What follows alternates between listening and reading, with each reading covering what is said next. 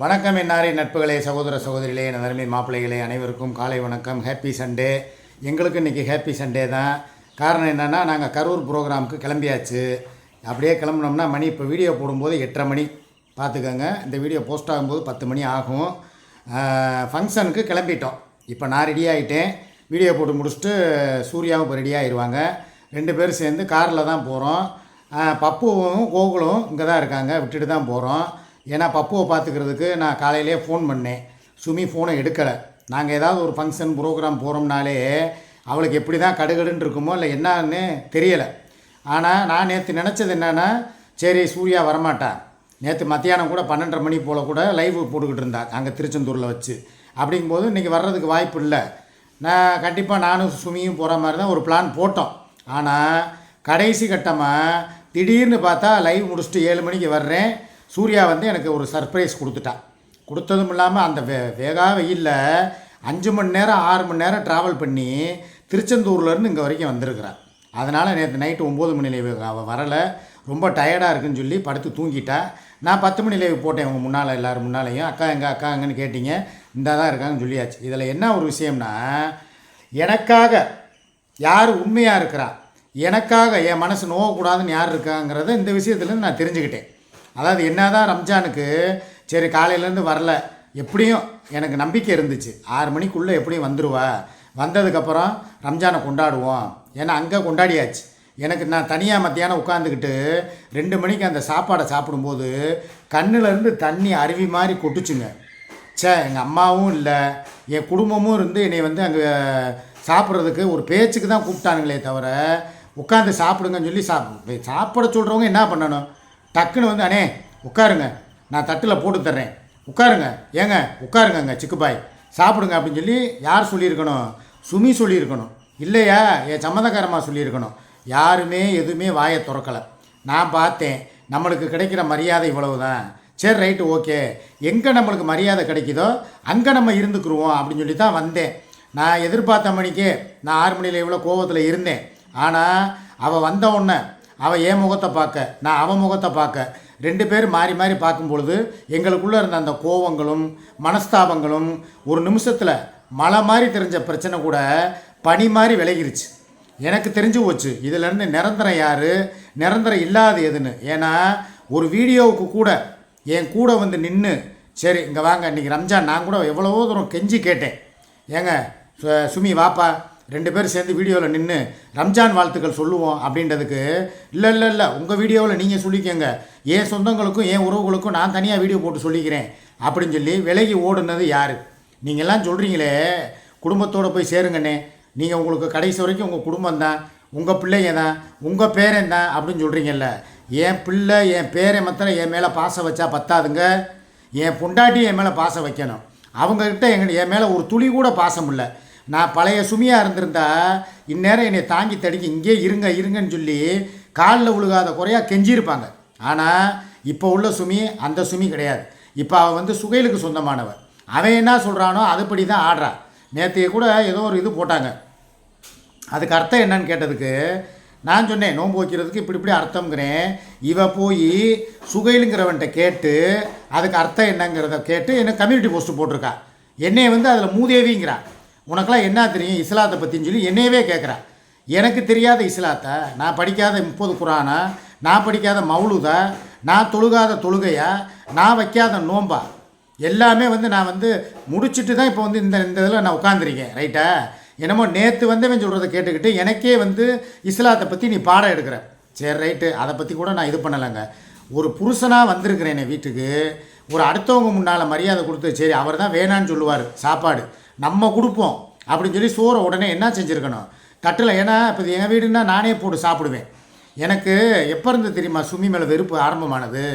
என்றைக்கு சுகைல் பேச்சை கேட்டுக்கிட்டு தண்ணி டம்ளரை கொண்டு வந்து செம்பை வந்துக்கிட்டு டம்முன்னு வச்சாலோ, என்றைக்கு காப்பியை கொண்டு வந்து அப்படியே ஏதோ வாசலில் உட்காந்து பிச்சைக்காரனுக்கு வைக்கிற மாதிரி வச்சாலோ, அன்னைக்கே அவன் மேலே இருந்த பாசமும் நேசமும் ஒரு துளி கூட எனக்கு இல்லை, எல்லாமே போயிருச்சு. நேற்றே வந்து ரம்ஜானுக்காக நிர்பந்தத்தின் பேரில் தான், எப்படி சொல்கிறீங்க, கட்டாயத்தின் பேரில், அதனால தான் அவளுக்கு சாப்பாடு கொண்டு போய் கொடுத்தேனே தவிர என் பேரன் பட்னியாக கிடந்துடக்கூடாது, என் பிள்ளைய பட்னியாக கிடந்துடக்கூடாதுங்கிற ஒரு காரணத்துக்காக தான் சாப்பாடை கூட நான் ரெடி பண்ணி கொடுத்தேன். அதுக்கு கூட சூர்யா கேட்டா, என்ன ஏன் இவ்வளோ கம்மியாக கொண்டு போய் கொடுத்துருக்க, இன்னும் நிறையா கொடுத்துருக்க வேண்டியதுக்கு. எப்போ நான் தனியாக 3 படி செஞ்சு நான் இவங்களுக்கு, அதாவது இந்த திருப்பரங்குன்றம், பசுமலை, அப்புறம் என்ன வந்து நம்ம முல்லை நகர், அப்புறம் சுப்பிரமணியபுரம், சோழகலபுரம் அந்த ஏரியாவில் உள்ளவங்களுக்கெல்லாம் பார்சல் போடணும். அதனால் இவங்களுக்கு ஒரு படி போதும், மிச்சம் இருக்கிற 3 படியை கொண்டு போய் எனக்கு ஏதோ நம்ம தேவைக்கு ஒரு அரை படியை வச்சுட்டு 2.5 படியை பாக்கெட்டு போட்டு கொடுத்துட்டேப்பா அப்படின்னு சொல்லிட்டு முடிச்சுட்டேன் நான். அதுக்கே அவள் சங்கடப்பட்டாள். நான் இருந்திருந்தா இந்நேரம் இப்படிலாம் நடந்திருக்குமா? நான் வந்து பாக்கெட்டு போட, சாம்பார் பாக்கெட்டை நீ ஊற்ற, தால்ச்சா பன்னல்வாவெலாம் வச்சு ஒவ்வொரு கேரி பேக்காக போட்டு நம்ம காரில் போய் எவ்வளோ கொடுத்துருக்கோம். இதுதான் எனக்கும் அவளுக்கும் உள்ள வித்தியாசம். இதே நான் இருந்திருந்தா உன்னை இந்த மாதிரி அலைய விட்டுருப்பேனே, வெயிலில் வீடியோ எடுத்து போட்டிருப்பேன்ல, இப்படி 4 பேர் வாயில் உன்னை உழுக விட்டுருப்பேனே.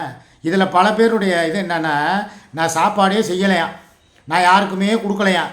ஏன் பிளாக்பெரி வாங்கி சாப்பிட்டது மிச்சம் இருந்த அந்த 2 பாக்கெட்டில் பிளாக்பெரிக்கு ஒன்று கொடுத்தேன், சதீஷ் கிறிஸ்க்கு ஒன்று கொடுத்தேன், அதெல்லாம் சாப்பாடு இல்லையா? அதுக்கு எல்லாத்தையும் வீடியோ எடுத்து போனால் இப்போ அவரே வேணான்ட்டார். இப்போ நான் நைட்டு பிளாக்பெரி அந்த ஒருத்தர் கொடுத்தேன் பார்த்தீங்களா, பழங்கணத்தில் கூப்பிட்டு வச்சு மாப்பிள்ளை ஒரு வீடியோ எடுத்து போட வேண்டதுக்கு, இல்லை வேணாம் மாமா, ஏன்னா நான் கமெண்ட் போடுறேன், என் முகம் யாருக்கும் தெரியக்கூடாது மாமா, நீங்கள் என்னையை பார்த்துட்டீங்க, அதோட விட்டுருங்க, இப்படி தான் எல்லோரும் சொன்னாங்க. இன்றைக்கே காலையில் எல்லோரும் என்ன சொன்னீங்க, நீ யார் யாருக்கு கொடுத்த அந்த 48 பேர் அவங்கக்கிட்ட போய் யாராவது ஒரு 10 பேர்கிட்ட ஃபோட்டோ எடுத்து வீடியோ எடுத்து போடுன்னு சொல்லி சொன்னீங்க. நான் இப்போ அதுக்கு தான் கிளம்புனேன், ஆனால் அதுக்கு நேரம் இல்லை. மணி இப்போவே இங்கே 8:45. நான் அந்த வீடியோ போட்டு முடித்து போஸ்ட் பண்ணி நாங்கள் இங்கேருந்து கரூர் போகிறதுக்கே 3 மணி நேரம் ஆகும். அப்படிங்கும்போது இப்போ வழியில் போய் அவங்கள அப்புறம் இந்நேரம் அவங்க எந்திரிச்சிருப்பாங்களா கூட எனக்கு தெரியாது. நம்புகிறவங்க நம்புங்க, சத்தியங்கிறது நான் இனிமேல் பண்ண மாட்டேன், உறுதியாக கொடுத்தேன். இதே மாதிரி இன்னும் அடுத்தடுத்த பண்டிகைகளுக்கும் நான் கொடுக்க போகிறேன். என்னை நம்பி எனக்கு பணம் போடுறவங்களுக்கு நான் துரோகம் பண்ண மாட்டேன். இது வரைக்கும் நான் பண்ணதெல்லாம் வேறு. இதுக்கு முன்னால் வந்து நீங்கள் சொன்ன மாதிரி 50 டப்பானா 20 டப்பா பிரியாணியை போட்டு 30 எம்டி டப்பா வச்சு, அதெல்லாம் ஒரு காலம். அப்போ வந்து எனக்கு வந்து பாவம் புண்ணியம் இம்மை மறுமை இதெல்லாம் எனக்கு தெரியாது. சரி ஏதோ வாழ்ந்தோம் செத்தோம் அந்த மாதிரி கதையில தான் போனேன். ஆனால் அதுக்கப்புறம் தான் எனக்கு சில பேர் அட்வைஸ் பண்ணாங்க, அண்ணே வாழ்கிறது ஒரு வாழ்க்கை, உண்மையாக வாழுங்க, உருட்டுங்க.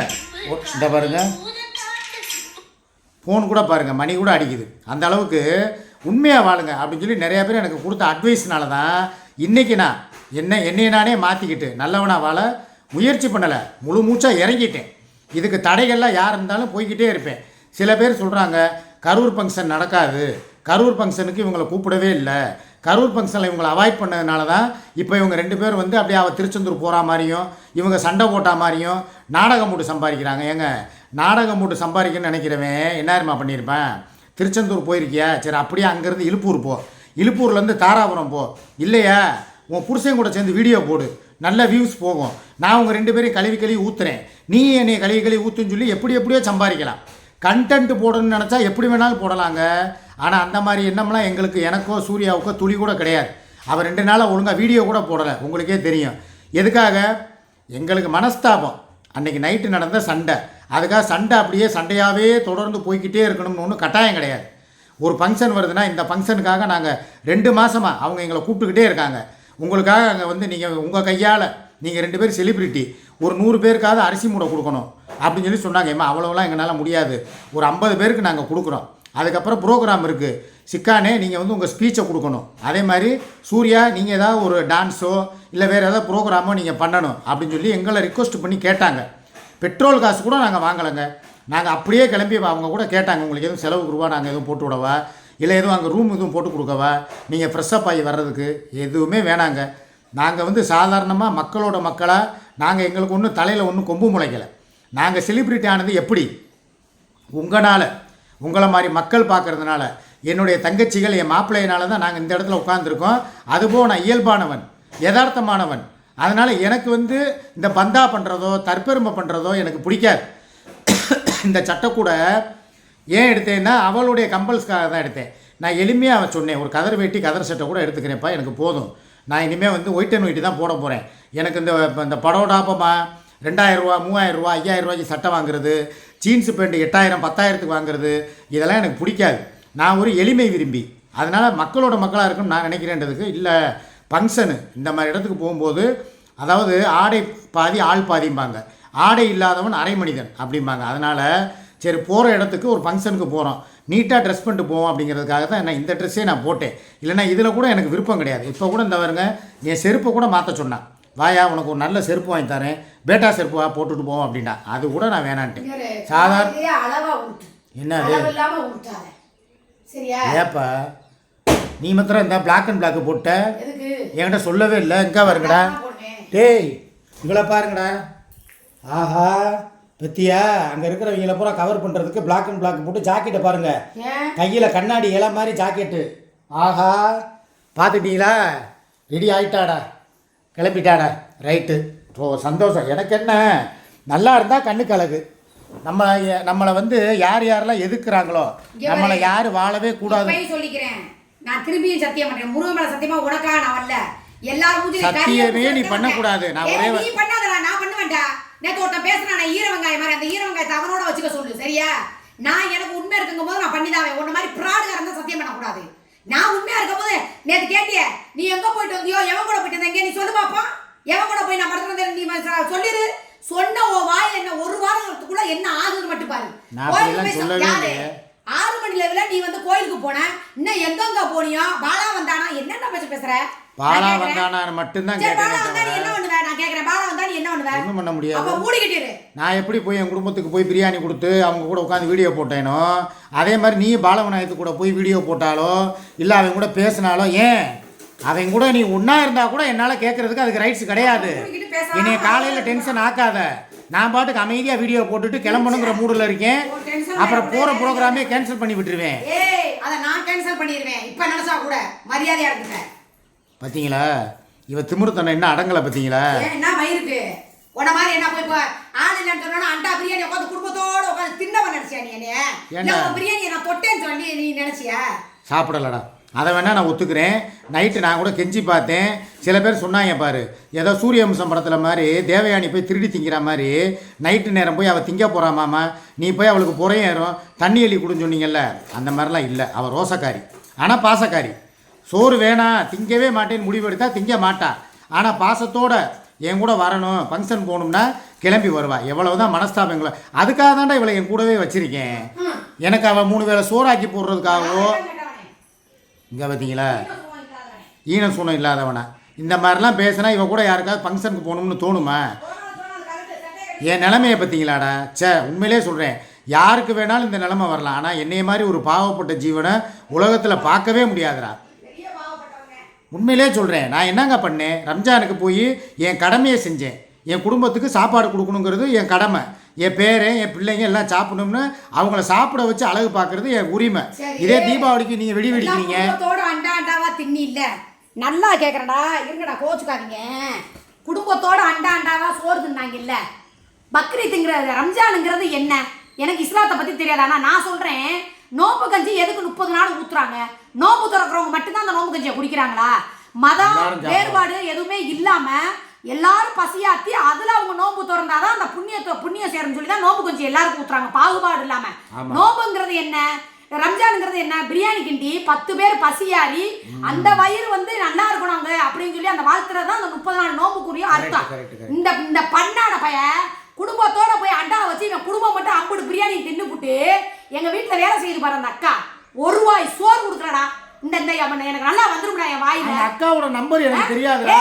நீ இருக்கும் போதெல்லாம் வந்து வேலை செஞ்சிட்டு போச்சு. ஏன் அந்த அக்கா ஏங்க நான் இல்ல, நான் 6 மணி லைவ் போட்டு முடிச்சதுக்கு அப்புறம் மேனேஜருங்க, என் தங்கச்சி அட்மின் தானே, நமக்கு உழைச்சு கொடுக்குறவன் தானே, அவனுக்கு 1 ரூபாய் சரி தூரமா இருக்கிறா ஒரு காசை போட்டுட்டு இந்தமா என்னால சாப்பிட கொடுக்க முடியலமா, நீ இந்த போய் பிரியாணி வைக்கமா சொல்லலாமா சொல்லக்கூடாது? நமக்குன்னு உழைக்கிறவனுக்கு முதல்ல பசியாத்தான். இவன் குடும்பமே நம்பருக்கு அடிச்சேன். போனா கிடந்தாலும் சரிடா, தூக்கி ஓரமா போட்டு பிரியாணி ஆணு வாயை புழக்கிறத நேற்று தான் நான் பார்த்தேன். அண்டா பிரியாணிய இவன் டப்பா போட்டு கொடுத்தானா? இங்க சொல்லுங்க பாப்பா, 1 டப்பா கூட நான் கொடுக்கல. நான் சொல்றேன், நீ பாத்தியா? நான் கொடுக்கல. நீ பாத்தியா? நான் எங்க வேணாலும் பண்ணுவேன். நீ எங்க வேணாலும் நீ போய் பண்ணு. சத்தியமா நீ எவனுமே நான் பண்ண மாட்டேன். உன் குடும்பத்துக்கே பத்தல. நான் ஒன்னு சொல்லவா, நான் சத்தியம் பண்ண மாட்டேன்னு உறுதிமொழி எடுத்துட்டேன். நீமே பண்ணவே மாட்டேன். கடவுளுக்கு தெரியும். 48 பேர் கொடுத்தவங்கள லிஸ்ட் எடுத்து தரவா இல்ல அவங்கள கூப்பிட்டு உங்க பேர் என்னங்கன்னு சொல்லி எழுதி 2 டப்பாங்கிறது மிச்சம். 2 டப்பாங்கிறது மிச்சம்.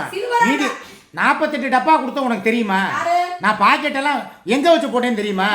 அப்பாஸ் பாய் வீட்லயே பாக்கெட் போட்டு கொடுத்துட்டாங்க எல்லா பாக்கெட்டும்.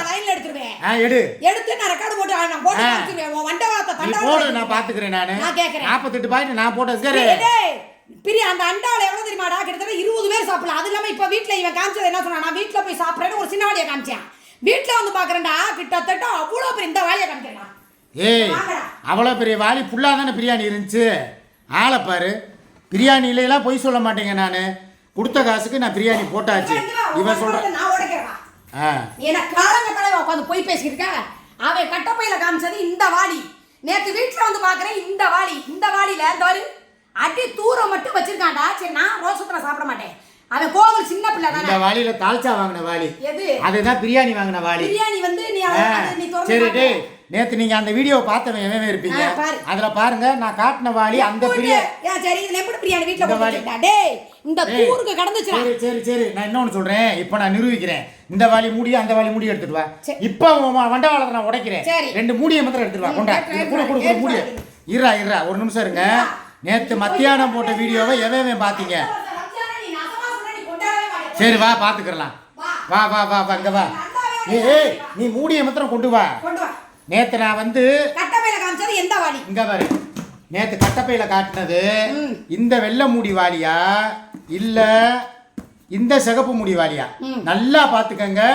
இதுலதான் இவன் மாற்றாப்ப. நான் நேத்து காட்டினது இந்த வாளி, இந்த வெள்ளை வாளி மூடியை தான் நான் காட்டினேன். வீடியோவுல பார்த்தவங்களுக்கு நல்லா தெரியும். சிக்கா மீடியா ஆபீசியல் இதுல இது இருந்துச்சு, இதுல தால்ச்சா தான் இருந்துச்சு. இப்ப நீ இன்னைக்கு பாத்துக்குருவான். நீ பொய்க்காரனாக்குறியா? ஒரு வாளி பிரியாணி வாங்கினீல்ல, இந்த ஒரு வாளி பிரியாணில நைட்டு இங்க வா, இங்க நான் காட்டுறேன், இங்க வாங்கடா. அந்த ஒரு வாளி பிரியாணில சின்ன பிள்ளை தானே அவன் கோகுலு, இங்க வாங்க.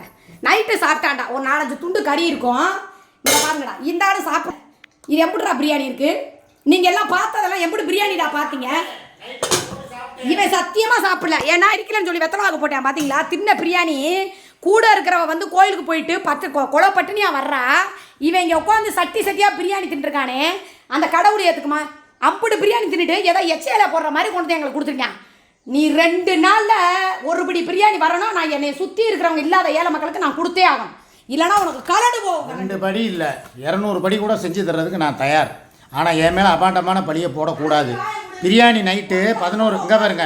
நான் வெத்தலை வாக்கு போட்டது உண்மை தான். வெத்தலை வாக்கு எதுக்கு போட்டேன்னா மத்தியானம் சாப்பிட்டது செமிக்காமல் இருந்துச்சுன்னு. நான் வெத்தலை வாக்கு போட்டுட்டு லைவ் 9 வாய மூடு 10 to 11 லைவை முடிச்சதுக்கப்புறம் எனக்கு பசி எடுத்துருச்சு. நான் என்ன பண்ணேன், திருப்பி போய் இட்லி கொப்பரையிலேருந்து எடுத்து போட்டு நான் உட்காந்து சாப்பிட்டுட்டு ஒரு அரை மணி நேரம் இன்ஸ்டா ஃபேஸ்புக் வீடியோலாம் பார்த்துட்டு அதுக்கப்புறம் தான் நான் படுத்தேன். இது வந்து நான் சத்தியம் பண்ண விரும்பலை, உறுதி போதுமா? ஏன்னா இனிமேல் நான் சத்தியம் பண்ண மாட்டேன், உறுதி. அதுக்கு மேலே நம்புறது நம்பாத உங்கள் இஷ்டம், அவள் இஷ்டம். ஆனால் வந்து நான் பிரியாணியே கொடுக்கல, பிள்ளைக்கு கூட வைக்காமல் தின்னேன்னு சொல்கிறதெல்லாம் பச்சை பொய். ஏன்னா நான் பிரியாணி கொடுத்தேன். பிரியாணி வந்து கறியெலாம் நிறைய அடியில் கிடந்துச்சு, இவன் கிண்டி பார்க்கல அடியில். ஸோ நான் பிரியாணி கொடுத்தது உண்மை. இவங்க சாப்பிட்டது, இவன் சூர்யா மாத்திரம் சாப்பிடல. இப்போ என்ன பிரச்சனை? பிரியாணி இன்னும் உங்களுக்கு வேணும் அவ்வளோதானே? தாராளமாக வாங்கிட்டு வந்து தர்றேன். தர்மம் தலை காக்கும், சரியா? நான் கண்டிப்பாக செய்வேன். தக்க சமயத்தில் உயிர் காக்கும். ஆனால் உன்னைய மாதிரி நான் சாப்பிட மாட்டேன். அடுத்த ரம்ஜானுக்கெலாம் நீ இருக்க மாட்டேன், வைக்க மாட்டேன்னு சொல்கிறதெல்லாம் ஓவரு, அதிகமான பேச்சு. அப்போ யாருக்காக போய் திருச்செந்தூரில் போய் நீ வேண்ட போன? எனக்கா பாலவநாயகத்துக்கா? நான் கேட்பேனா கேட்க மாட்டேனா? அப்போ என் மேலே அக்கறை இருக்காமல் நடிக்கிறதா? நான் தப்பே பண்ணலை. பார்த்துக்கலாம். சரி விடு, இதுக்கு மேலே நான் பேச விருப்பம் இல்லை. நாங்கள் கிளம்புறோம்ப்பா. நாங்கள் கரூர் போயிட்டு ஃபங்க்ஷன்லேருந்து நான் உங்களுக்கு வீடியோ எடுத்து போடுறேன். நன்றி, வணக்கம். அடுத்த வீடியோவில் சந்திப்போம். பாய்.